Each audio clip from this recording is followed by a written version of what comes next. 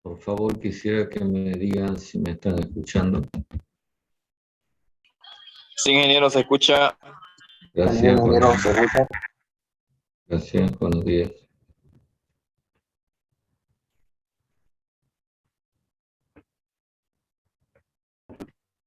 Veo que hay poca gente conectada por la cantidad de compañeros que dieron examen.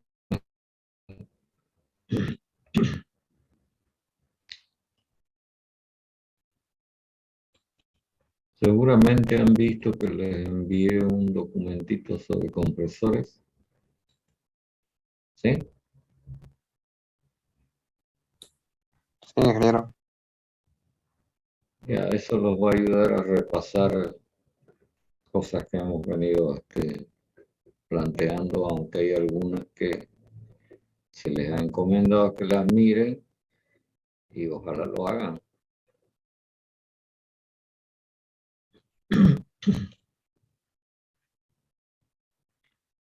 No sé si tienen alguna consulta en relación con el caso que planteamos el otro día de compresión de aire en 2 etapas.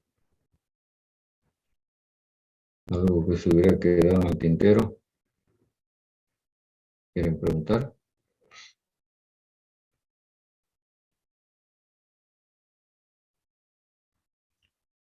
Si bien no hicimos números, usted tiene todos los elementos para hacerlos. Entonces, si quiere hacer algún comentario sobre ello, pues lo vemos, lo escuchamos. ¿Nada?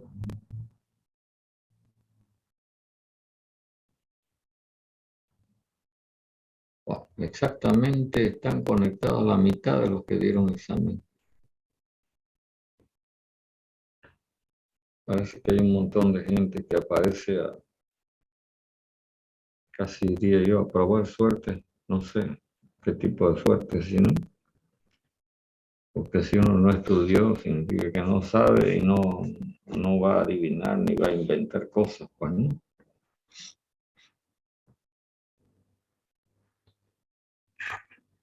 Bueno, ¿alguna cosa que quieran decirme antes de que yo continúe desarrollando la materia?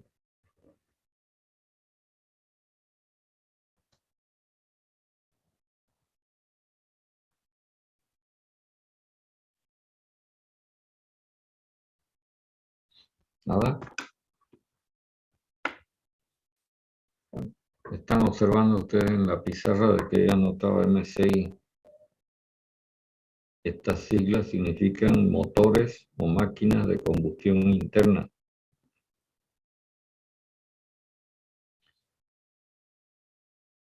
Hablar de combustión, seguramente que usted ya sabe que se trata de que en el asunto en cuestión participa una reacción química de oxidación, en donde una sustancia entrará en reacción química con el oxígeno del aire y como consecuencia de la combustión, que así se llama, se genera calor. Y es ese calor el que se utiliza, se aprovecha en estas máquinas o motores. Como la reacción química ocurre dentro de la máquina, de ahí la denominación de interna. Creo que está claro, ¿no? El asunto. Si quieren lo podemos comparar con relación, por ejemplo, a una caldera. En una caldera también participa calor, pero es consecuencia de una reacción de combustión provocada fuera del sistema, es decir, del lado externo al sistema por donde circula el agua, diríamos, de la instalación. Me refiero a las instalaciones de vapor. Entonces la transmisión de calor se hace a través de una pared que permite este intercambio de calor. Mientras tanto, en estas otras máquinas de combustión interna ya no se requiere ninguna pared porque la combustión ocurre dentro de la misma instalación. Y entonces los gases que resultan de la combustión, básicamente CO2 y agua, son los que se utilizan como sustancia de trabajo, lo que en las instalaciones de vapor, por ejemplo, hace el agua. Acá lo hacen el CO2 y el vapor de agua, sí, los gases que resultan como consecuencia de la combustión. Hay que recordar que los combustibles en su generalidad son compuestos de hidrógeno y carbono, ¿cierto? ¿Cómo se llaman estos componentes? ¿Cómo se llama esta familia de compuestos orgánicos constituidos por hidrógeno y carbono? Les pregunto. ¿Alcoholes? Hidrógeno y carbono. Y, a ver, ¿cuáles son los componentes del petróleo? Hidrocarburos. Los hidrocarburos. Estamos hablando de hidrocarburos. ¿Qué son los hidrocarburos? Como su nombre lo dice, son sustancias constituidas por hidrógeno y carbono. Entonces, cuando estas sustancias se combinan con oxígeno, el hidrógeno forma agua y el carbono forma dióxido de carbono o monóxido de carbono en el caso de que la combustión fuera mala, deficiente.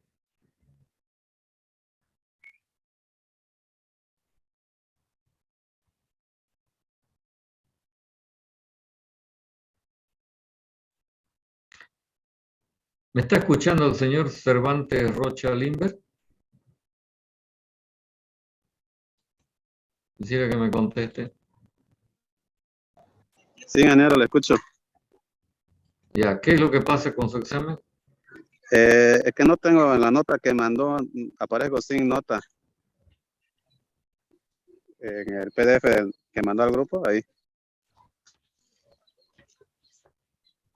Un momentito, voy a chequear.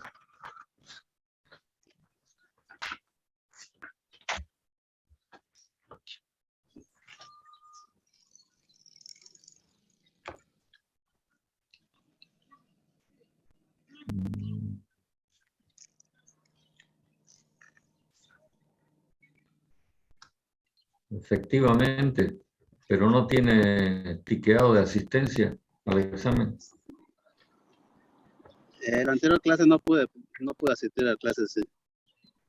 No tiene tiqueado de asistencia al examen.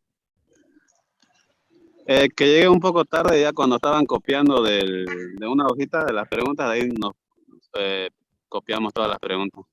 Ya, pero mire, primero no está tiqueado su asistencia al examen y en segundo lugar voy a ver, ¿Ya? porque la otra alternativa es que no lo hubiera entregado el examen, si es que estuvo presente en cuerpo y alma. No, lo entregué, ingeniero. Ya, de todas maneras voy a revisar. Bueno, No, está bien, ingeniero. Sí, no sí, está bien. certifico nada, pero ya le voy dando los antecedentes. Bueno, gracias, ingeniero. Ok. Bueno, sigamos con lo que estábamos comentando. Decíamos que en la combustión, y sería bueno que repasen ustedes sus apuntes seguramente de química, donde deben haber estudiado algo de la combustión, y vean el tema de combustibles. Es importante, simplemente para adicionar algunas cosas que quisiera que ustedes las miren. En los combustibles se suele hablar de lo que se llama el poder calorífico. O sea, sobre... ¿Cuánto es el punto? Son 2 exámenes. 3 exámenes son. Compañero, tu micrófono. No sé quién está hablando, ¿qué quiere?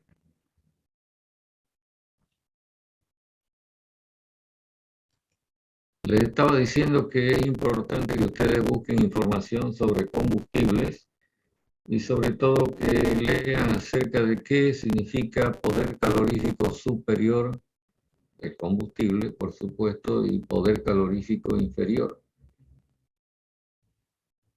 Y lo último que estábamos diciendo es que los hidrocarburos, como resultado de la combustión, van a generar una mezcla de gases que son CO2 y H2O, ¿no? Dióxido de carbono y básicamente agua.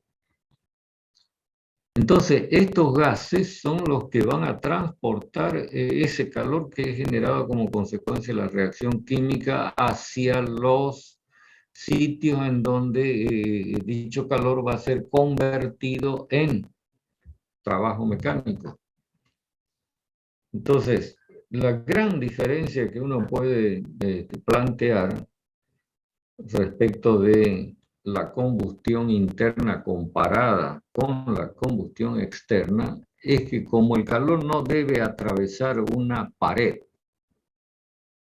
para ir desde el exterior hacia el interior, entonces se pueden operar estas máquinas con altas temperaturas.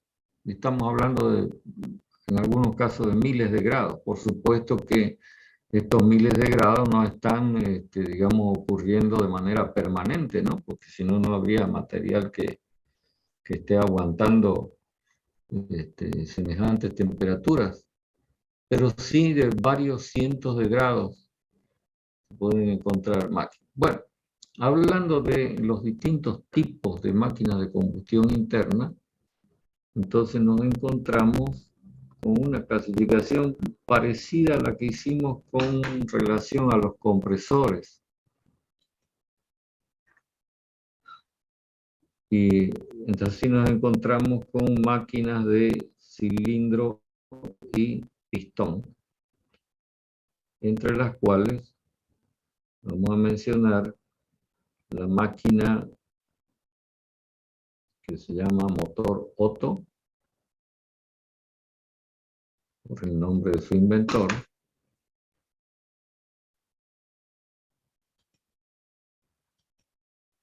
Más conocido como motor a gasolina, que también funciona a gas. Y el motor diésel, que debe su nombre justamente al fabricante y que utiliza un combustible que dentro de los hidrocarburos se conoce con el nombre de diésel. Más científicamente, este componente o este combustible tiene como componente principal lo que se llama el dodecano o cetano.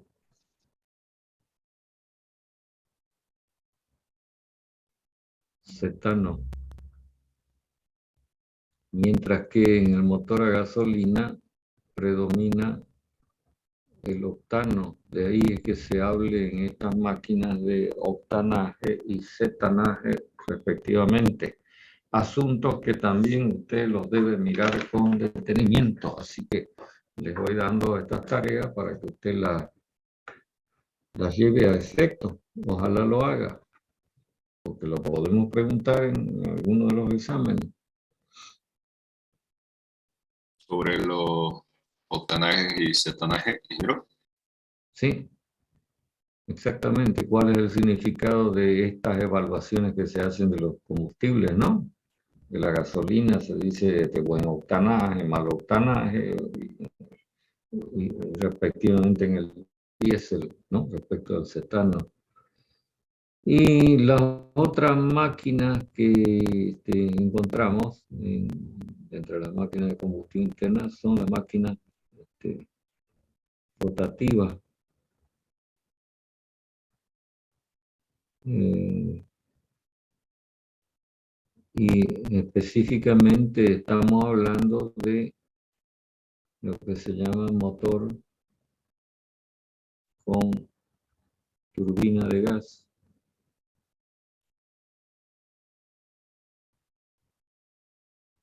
Esta máquina, llamada turbina, puede funcionar con distintos tipos de fluidos.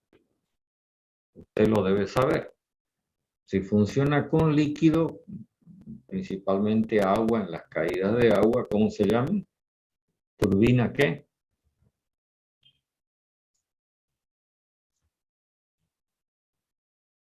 A ver, alguien que se anime a, aunque sea decir una mentira. ¿Cómo se llaman las turbinas que se usan en los saltos de agua? Porque funcionan con agua.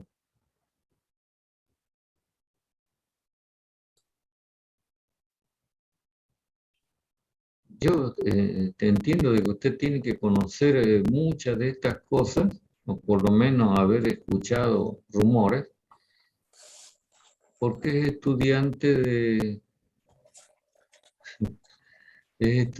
de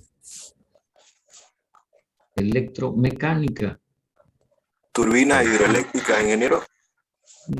Ya, turbinas hidráulicas. Claro, que se usan para mover generadores eléctricos y ahí se pueden llamar hidroeléctricas, por supuesto. En el primer tema nosotros estudiamos turbinas de vapor de agua, ¿cierto? Y ahora estamos planteando turbinas que funcionan con los gases provenientes de la combustión, o sea, la reacción química de un combustible con el aire, con el oxígeno del aire concretamente. Y también podríamos mencionar, si quieren, otra clase de turbina. ¿Cuáles faltarían? Esas que tienen unas paletas gigantescas, que son como unas torres.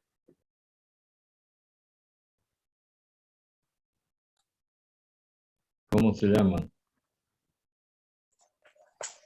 Eólica. Eólicas, sí señor, turbinas eólicas que ahora están muy de moda, ¿no? Porque lo que se quiere es una generación de energía limpia, dice, no, verde.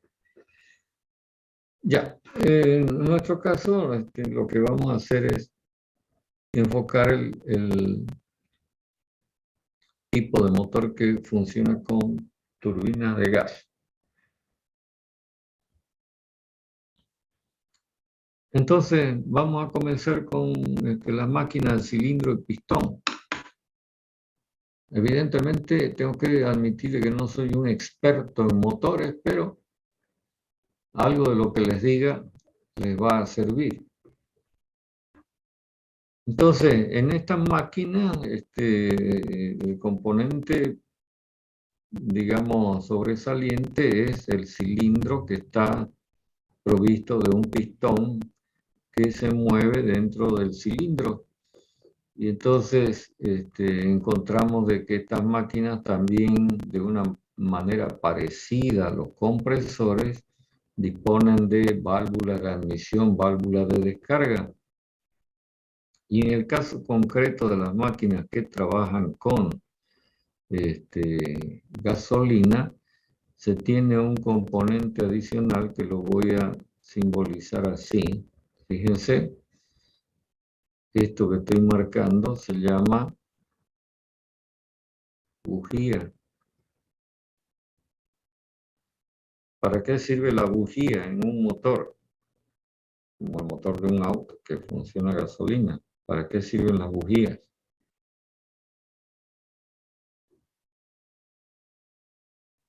Pregunto. ¿Por qué es necesario tener una idea, por lo menos una idea acerca de cómo es el motor para entender lo que vamos a explicar? Para conducir corriente al motor. Sí, pero ¿qué hace con la corriente en el motor? Enciende, genera una chispa, ¿no, ingeniero? Para la Claro, explosión. esto resulta que en esta máquina la combustión se origina por una chispa y de esa chispa, de proveer esa chispa, se encarga este componente que tienen estas máquinas que se llama bujía. Evidentemente estamos hablando de un fenómeno eléctrico, ¿no? Por supuesto. Entonces, cosa que no existe en los motores a diésel. No sé si usted sabe, en los motores a diésel no se tienen bujías. Porque la explosión, porque así se suele llamar en estas máquinas, motores de explosión, se genera por otro medio que más adelantito lo vamos a poner de manifiesto. Pero digamos que estos son los componentes. Entonces ya se puede imaginar usted que cuando se quema el combustible, explota, genera gases, y estos gases, al tratar de expandirse, empujan el pistón que hace mover el eje principal de la máquina, que se llama cigüeñal, como en el caso de, parecido al caso de los compresores, el cilindro y pistón. De esta manera es que se genera, digamos, una fuerza motriz que permite, si el motor es de un vehículo, al vehículo moverse a través de la transmisión, o si es estacionario, pues permite mover lo que hay que mover, ¿no? ¿Está claro hasta acá lo que estamos planteando? Sí, ingeniero. Sí, se entiende. Entonces voy a hacer un dibujo que traduce gráficamente lo que podríamos decir el modo de operación o de funcionamiento de, en primer lugar, el motor Otto. Para eso vamos a construir este gráfico.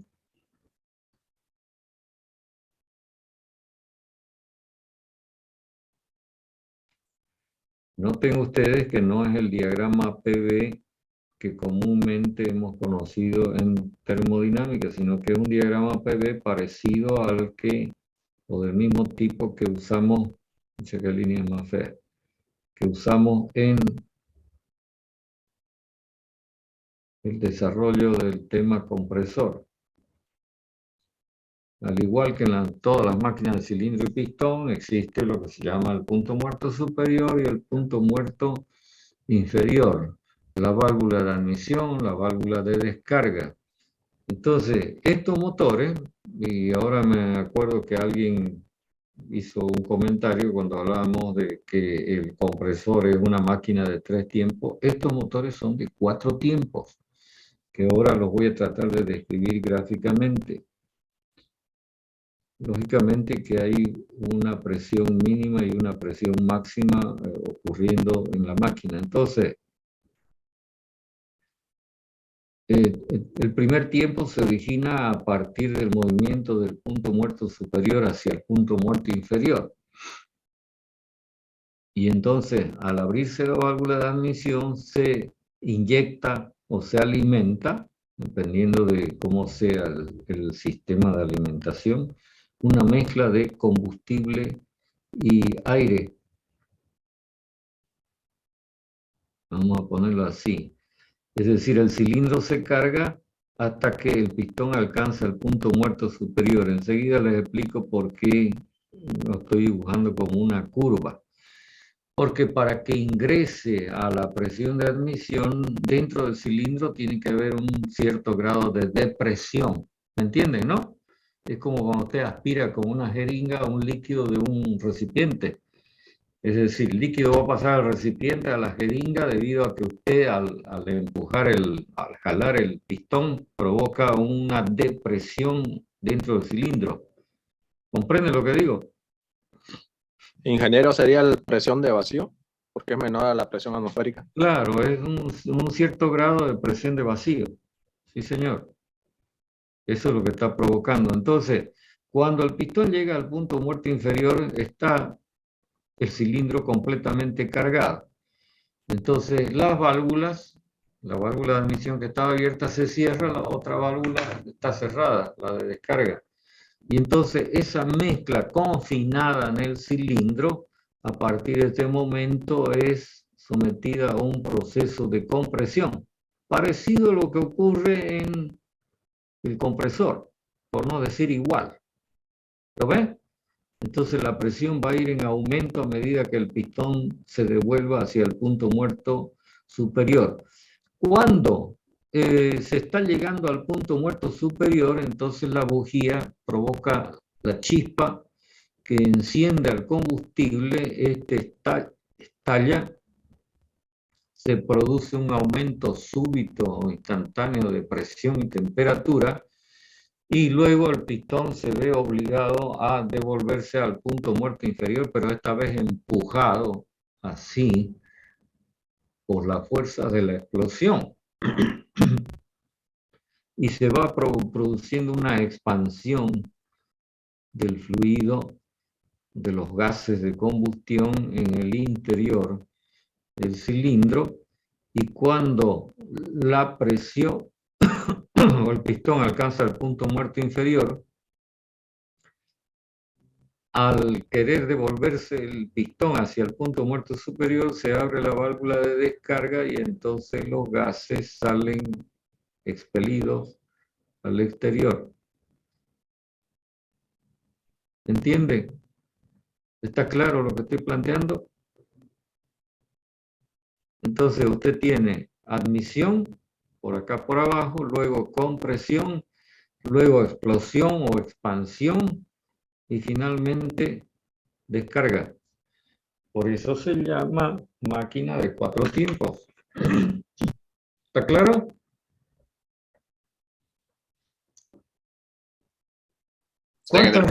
¿Cuántas veces ha recorrido el pistón la distancia entre el punto muerto superior y el punto muerto inferior? Hasta completar toda esta operación que luego se va a volver a repetir. 4. 4. Bueno, esos son los 4 tiempos. ¿Lo ves? Coincidente con los 4 tiempos. Ahora, si ha hecho esto el pistón, ha ido del punto muerto superior al punto muerto inferior, ha vuelto al punto muerto superior,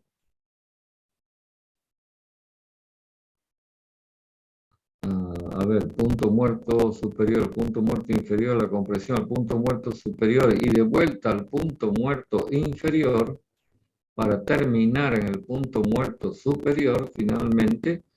Entonces, pregunto, el cigüeñal, ¿cuántas vueltas ha dado? El cigüeñal está instalado por acá, el eje principal. ¿Cuántas vueltas dio?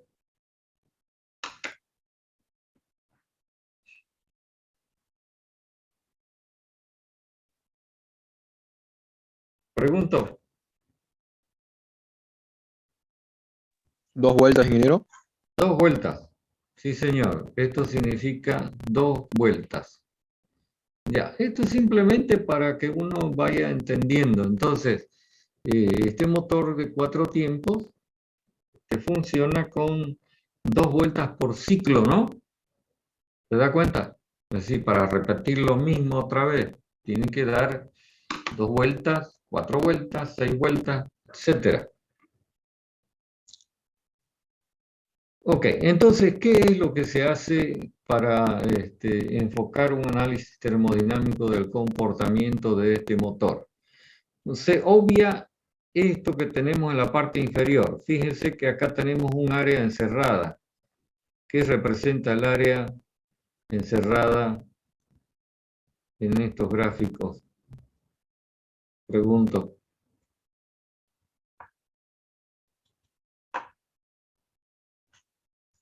Trabajo. Trabajo mecánico. Entonces, fíjese que el área que tenemos en la parte inferior, ¿qué signo tiene? Suponiendo que yo la puedo encerrar con la admisión y la descarga. ¿Lo ven? Es decir, haciendo esto. ¿Qué signo tiene?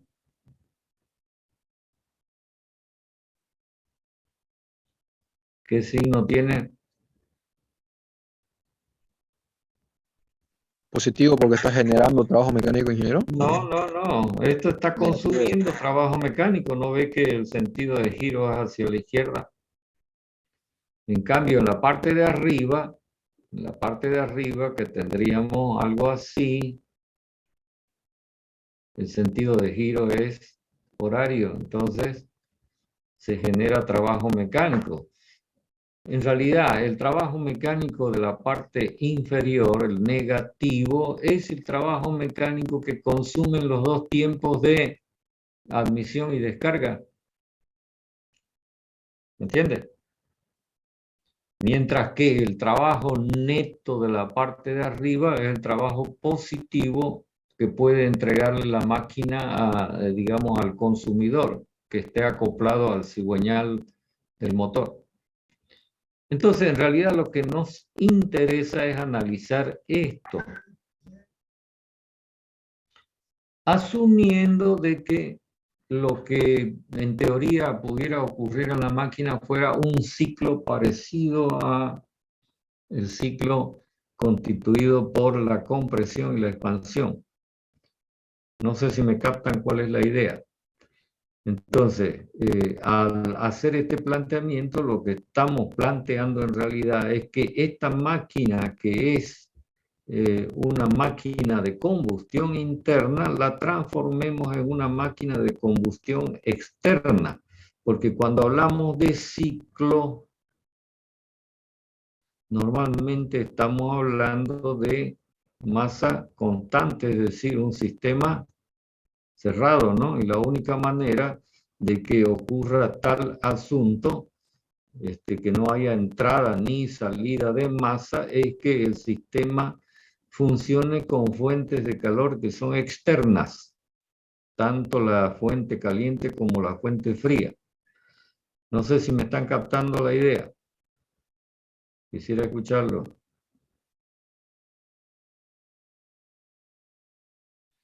Es decir, la máquina sería como la máquina que tenemos dibujada acá abajo. ¿Ven que no tiene válvulas? ¿Lo ven o no lo ven? Sí, sí. Ya. Entonces, esta máquina va a ser destinada simplemente a ejecutar la parte superior de lo que tenemos graficado en el diagrama PV.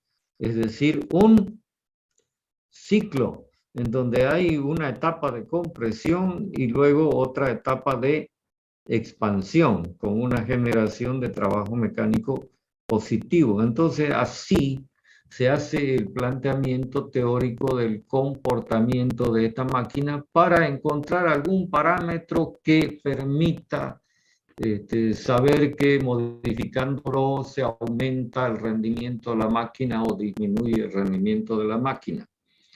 De esta manera es que se plantea un ciclo teórico que se llama ciclo Otto de aire.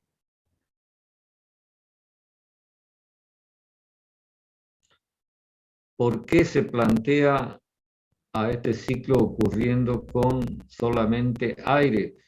Porque hay que saber de que en la mezcla de combustible y aire que se alimenta de estos motores predomina, digo, el aire. Es decir, la proporción entre el aire y el combustible es grande. Sería bueno que ustedes investiguen en qué relación se alimenta el combustible frente al aire en este tipo de máquina, pero es una relación alta. Entonces, en este planteamiento teórico que vamos a hacer de construcción de un ciclo, vamos a utilizar como sustancia de trabajo el aire. Y entonces, este ciclo Otto resulta ser un ciclo planteado con estas características. Como ahora el sistema es cerrado y la masa es constante, entonces ya podemos utilizar volumen específico, justamente porque la masa es constante. Y entonces nos encontramos con un ciclo planteado teóricamente, tratando de imitar lo que ocurre en la máquina, con estas características que ahora voy a mostrar en el diagrama PV.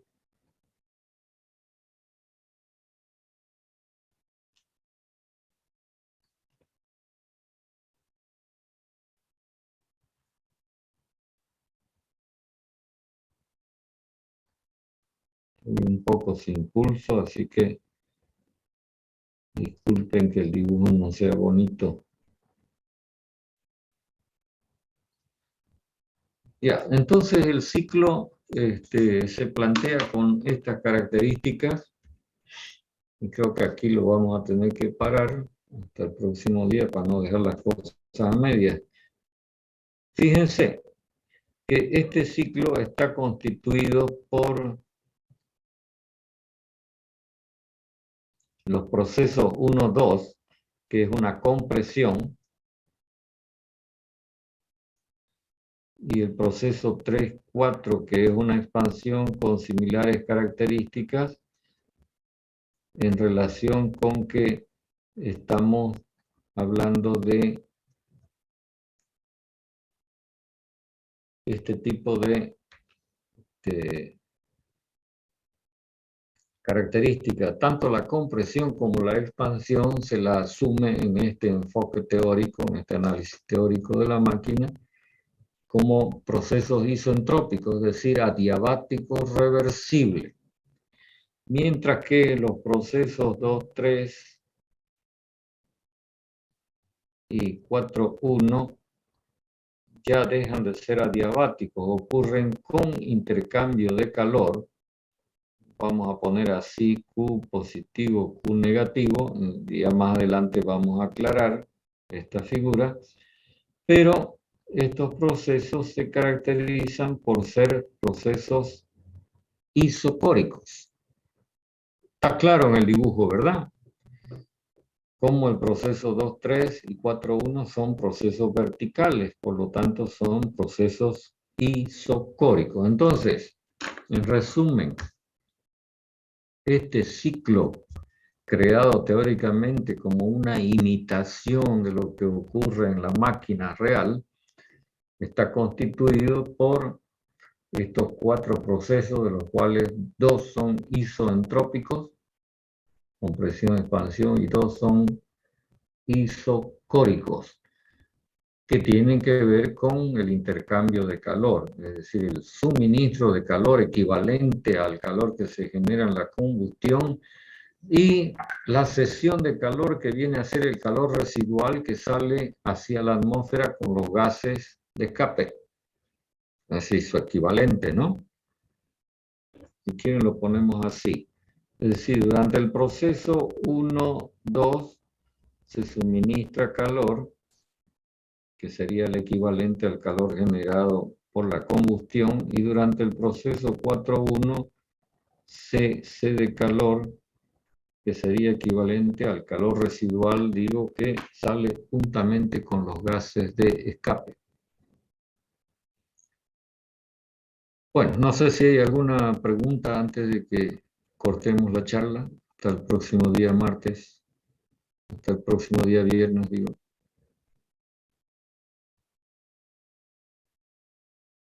¿Nada?